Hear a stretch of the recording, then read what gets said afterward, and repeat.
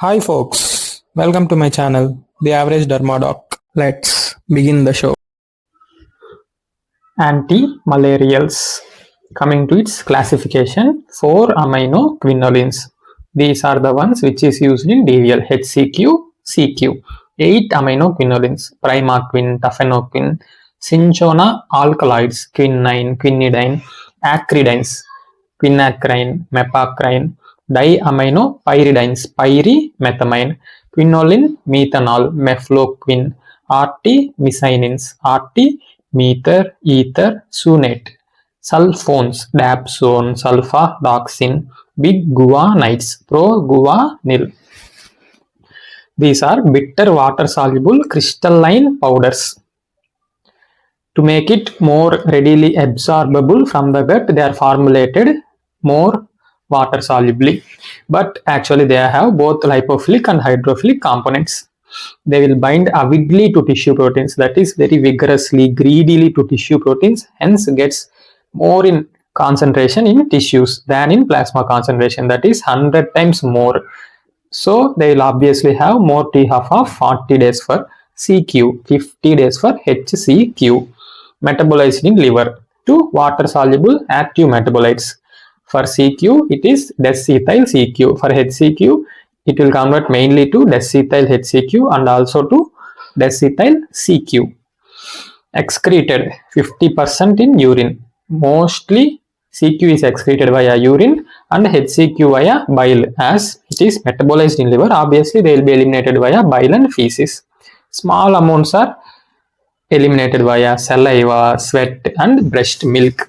Because of their lipophilic component, they will easily cross the placenta, blood-brain barrier, breast milk.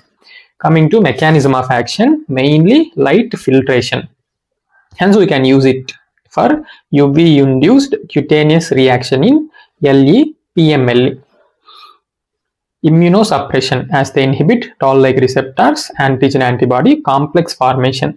Anti-inflammatory by inhibiting chemotaxis, lysosomes, anti-proliferative by inhibiting DNA, RNA synthesis, antiviral and antiplatelet, and also they will reduce lipid levels in the body.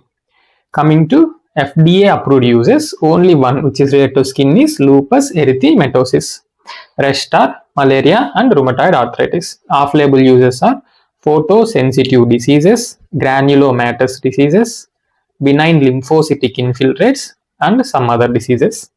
For the list, you have to go and see my full-length video. Adverse effects. Main adverse effect is retinotoxic.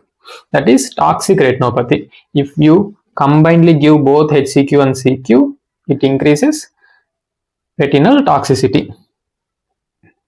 GI toxicity, nausea, vomiting, diarrhea. CNS, toxic psychosis, seizures, headache, confusion, restlessness.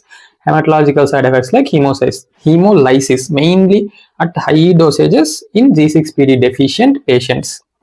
Cutaneous side effects like skin rashes, grey to blackish pigmentation. Coming to investigations and monitoring. As it is retinotoxic, first we have to send the patient for baseline eye checkup, slit lamp, fundoscopy, visual acuity and visual field. Then only we have to start antimalarials. CBC, LFT, RFT for any drug every month for 3 months followed by 6 months once.